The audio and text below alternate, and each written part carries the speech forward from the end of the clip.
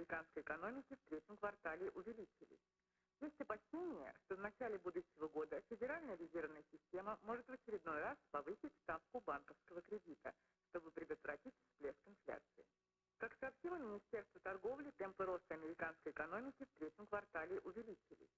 Есть опасения, что в начале будущего года Федеральная резервная система может в очередной раз повысить ставку банковского кредита, чтобы предотвратить всплеск инфляции.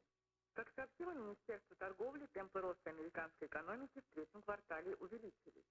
Есть опасения, что в начале будущего года Федеральная резервная система может в очередной раз повысить ставку банковского кредита, чтобы предотвратить всплеск инфляции. Как сообщило Министерство торговли, темпы роста американской экономики в третьем квартале увеличились. Есть опасения,